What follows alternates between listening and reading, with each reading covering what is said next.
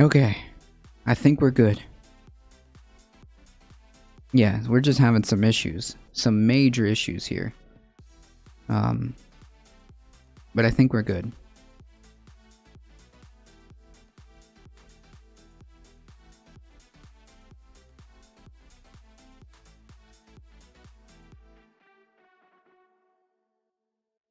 I don't know what's going on here. Yeah, I'm back. Sorry about that, folks.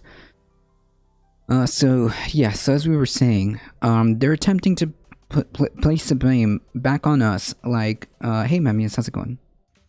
Like how the, plastic industry and the fossil fuel industry has said that it's our job to recycle. It's our job. We're the ones that are responsible. But personal efforts can only go so far without systemic political and economic changes. Correct. I mean, how are we supposed to hold the companies that are doing these massive tons and tons of pollution and making plastics? Got a little worried? Yeah, we're back. I don't know. We've been having issues with the internet this morning. I don't know. New study builds on previous research by Supran and Oreskes. In 2017, the pair demonstrated that ExxonMobil had historically misled the public on climate change, acknowledging the dangers of fossil fuels in private while casting doubt on the science in public. In their new study, Supran and Oreskes turned to what they call the subtle micropolitics of language, the often hidden ways that fossil fuel companies have been trying to manipulate the climate conversation. One example they uncovered was the emphasis on risk. ExxonMobil's public communications shifted from blatant science denial language to about risk in the early 2000s. The word choice suggested a potential threat somewhere in the future rather than a disaster already unfolding. If you visit Exxon's climate change page today, you'll find 6 references to risks of climate change. Exxon and Chevron and ConocoPhillips, they all continue to call climate change a risk rather than a reality. And that's rather rich when it's literally harming and killing people today and yesterday. Yeah, like, okay, so maybe this is where all the rhetoric of climate change being some like ephemeral thing that's happening way down the line. It's like it's not really here yet. Okay, it's not really here yet. When in fact the exact opposite is true. The study draws parallels between the fossil fuel industry and the tobacco industry, which use similar rhetoric about risk and consumer responsibility to deflect the blame for selling products linked to cancer. Supran and Oreskes warned that the oil industry may use a similar strategy in court. Yeah, true. And like it also kind of like brings back to like the article that we covered about like the Sackler family just declaring bankruptcy, absolving themselves from any responsibility, and making billions as they wreaked havoc on communities. In recent years, cities and states have begun filing lawsuits against the fossil fuel industry for knowingly lying to the public about climate change, seeking to hold big oil accountable for deceptive marketing practices. Last month, New York City added to the pile of lawsuits suing ExxonMobil, Shell, and BP, and the American Petroleum Institute for false advertising and greenwashing, a PR move in which a company parades a minor sustainability effort without changing its polluting ways. Supran and Oreskes anticipate that the findings in their new study may be of interest to the lawyers involved in these kind of cases. Yeah, I hope so. In a statement, a spokesperson from ExxonMobil said that the oil giants support the Paris Climate Agreement and is working to reduce company emissions to help customers reduce their emissions while working on new lower-level emission technologies and advocate for effective policies. Wait. Or you can stop relying on gas and jump into the future, right? The new research is clearly part of litigation strategy against ExxonMobil and other energy companies, pointing to the study support by the Rockefeller Family Fund, which has donated more than $3 million to organizations to support climate liability lawsuits. And Oreskes' support for these lawsuits. Supran and Oreskes said that Exxon's argument was just the latest attempt to attack their work with logical fallacies. ExxonMobil is now misleading the public about the history of misleading the public. Jesus Christ.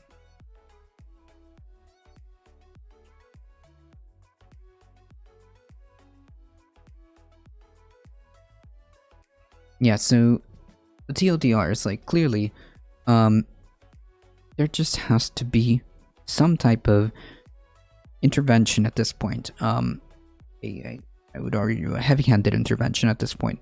To hold these companies accountable. I mean, we just went over an article about DuPont and how they've misled the public, they misled the FDA, and no repercussions whatsoever. None.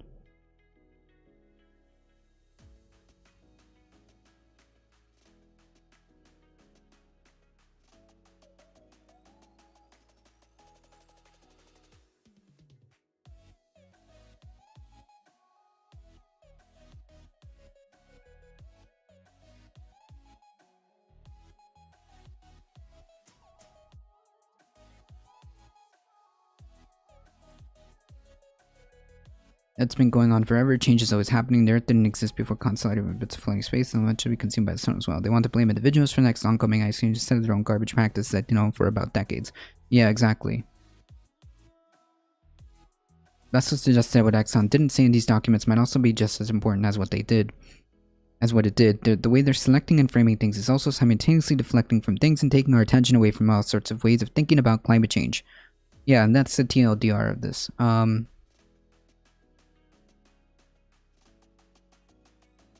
That's the TLDR of this.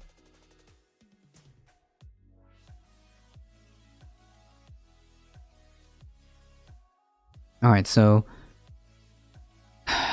the last article here. Half of emissions cuts will come from the future.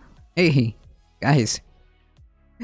There's nothing we can do right now. We're just gonna have to rely on future technology.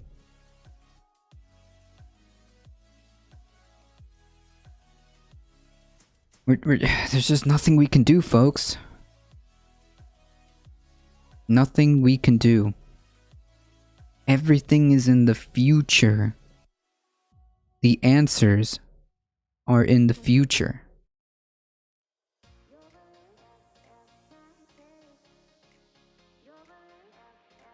US climate envoy says people will not have to give up quality of life to achieve some net zero goals. I mean, some, yeah, sure, but like that's kind of US climate envoy John Kerry said that 50% of carbon reductions needed to get to net zero will come from technologies that have not yet been invented. What?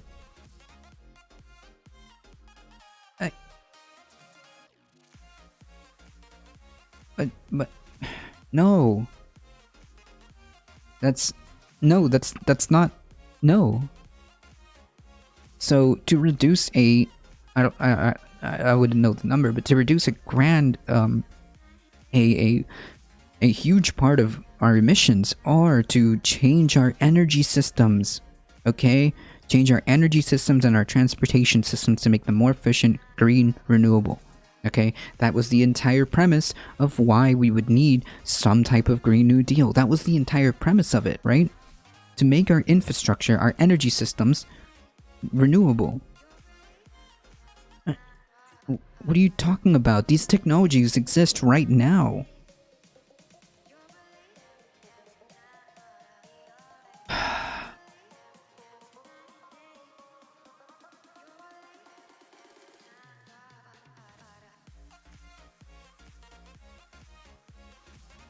Technologies to make our entire fleet of transportations electric or as renewable and green as possible exist right now.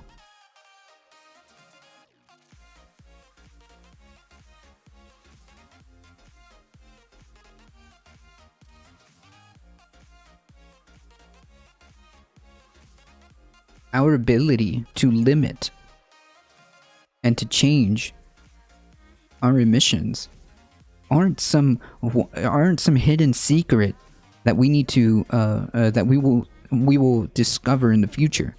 Okay, we have this technology right now. We absolutely have this technology right now. He said Americans would not necessarily have to eat less meat because research is being done into the way cattle are herded and fed in order to reduce methane emissions. Okay, but it's not just that. It's like the entire. It's the fact that like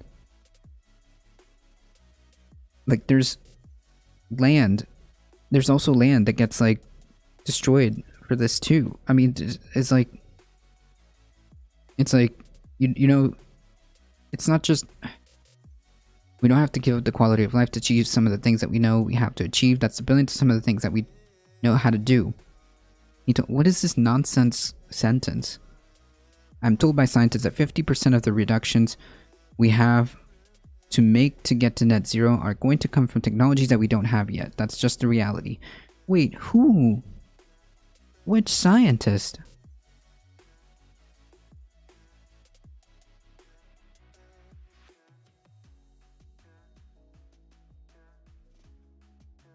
And people who are realistic about this understand that that's part of the challenge, so we have to get there sooner rather than later. Okay, but like, I don't know which person you've been listening to, but you do realize if we advocate and we start moving our energy systems from fossil fuels, that in and of itself is already huge. What do you mean we don't have the technology? I mean, is he saying that we don't have a way of going carbon negative yet? Viable technologies for carbon negative? Maybe, but that's not.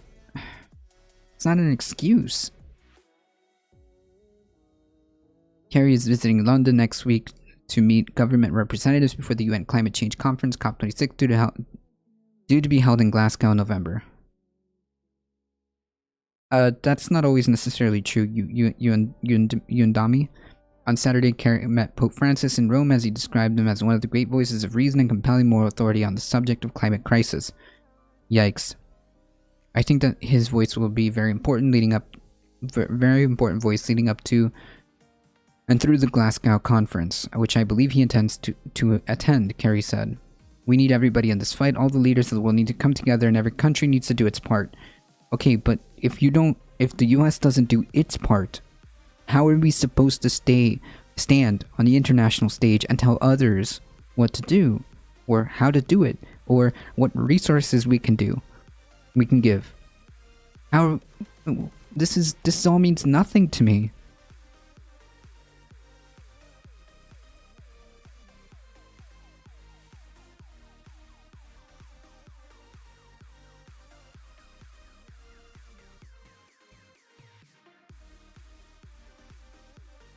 I don't know if that's true, Yandami.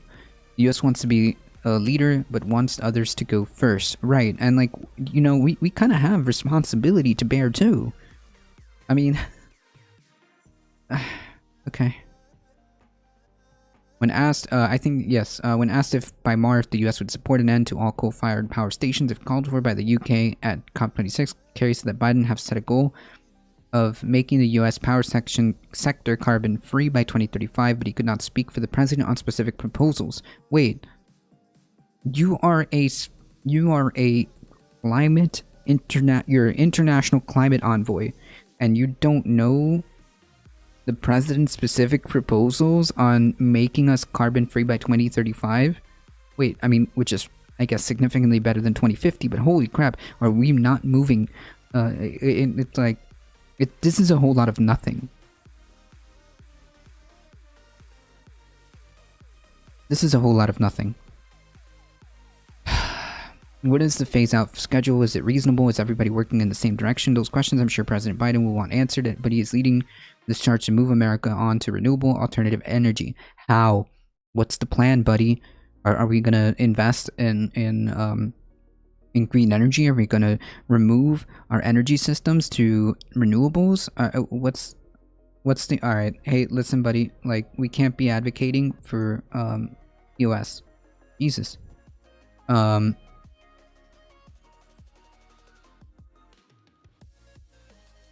Mind to US, guys, please.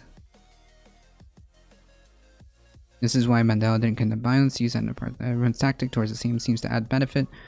Yeah, I'm not exactly opposed to diversity of tactics, and I think that part of it, I mean, we have to build a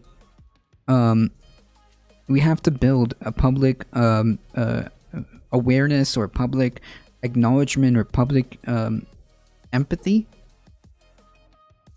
to this issue. right? We have to build a, yes, public support. Thank you. That's what I'm looking for. We have to make the public empathetic and understand the severity of this issue and how it affects them personally and how this is going to be in the future, right?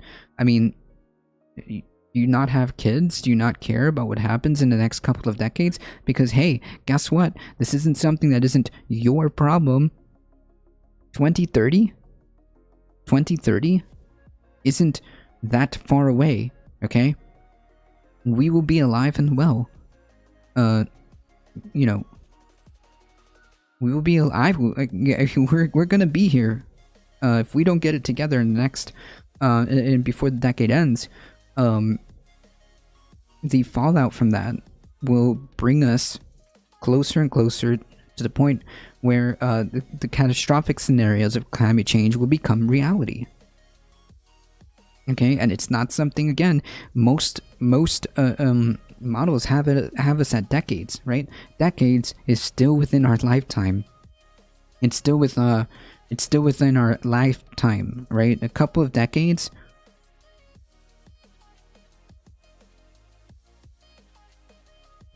The consensus must be built over time. This can be seen with this recent flare-up. Yeah, that's true. In Palestine, where occupation isn't new, but wow, is it being handled so differently? Yeah, but like, the problem with climate change is we don't have time. We don't have time to build this, right? Like, it's just a matter of what we can do and do whatever we can within the tools that we have to address this public issue and get everybody on board. In terms of like speaking to anybody and everybody, making posts, making content, petitioning your local, state, and federal representatives. If you have like a community or an apartment building, continuously, like, you know, post bulletins, make posts on social media, tell your friends, tell your family, tell them to tell people, and continue to bring that awareness level so that people get that in their head of what we're dealing with, and ask them to continuously petition state, local, and federal, and just continue to build that momentum as quickly as possible within the time frame that we have. I have so much money and kept lobby to keep out of people's mouths. Yeah, which is why I went over the first article to preface it, right? Climate change is happening right now. True. Which is why I went over the first article to kind of preface that, right?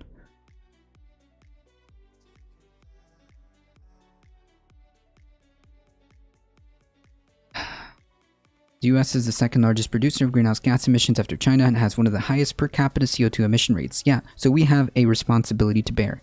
We've determined that to turn that around. We're going to be moving very rapidly to a new economy, building a new grid, moving towards alternative energy, and pushing the curve on discovering of new technologies. There's a lot of possibilities out there. Wait, but like, we know that. Wait, how can you in 1 second, in one sentence, say that we have to just wait on the future to discover technologies, and then in the end also say like, yeah, we're gonna move to building alternative renewable, and so you admit that this exists. You admit that these technologies already exist. Like, that's the point, Carrie. We're supposed to be moving in this direction years ago, decades ago. This is all a nothing burger. I'm just incredibly infuriated that this is the nonsense we get.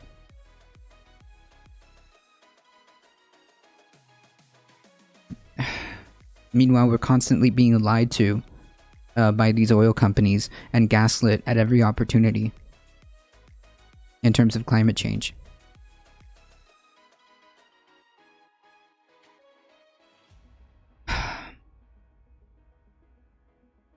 That's our point, Carrie. We have these things. We need to be doing them now, yesterday.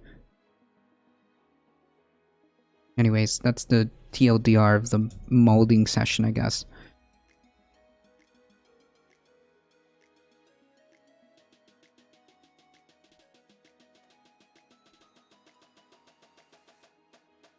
John Karen.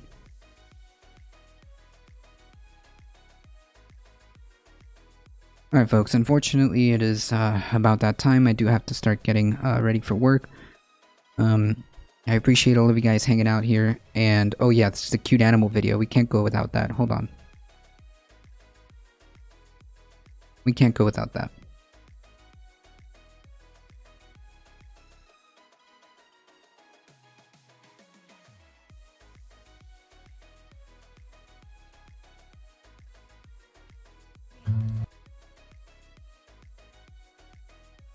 Let's see if we can get a good cute animal compilation. Aww.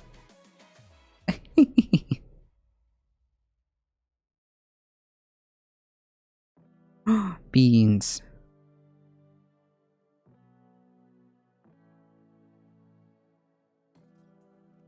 Beans.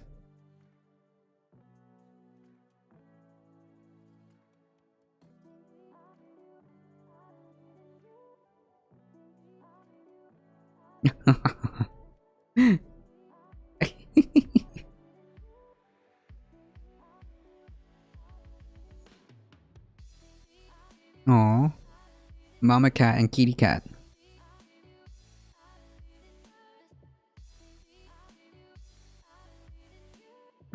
Chicky.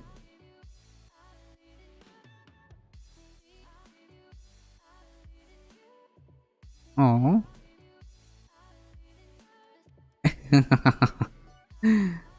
Skateboarding doggo. Okay, this one was cute. Alright folks, I hope this was a little bit of a nice.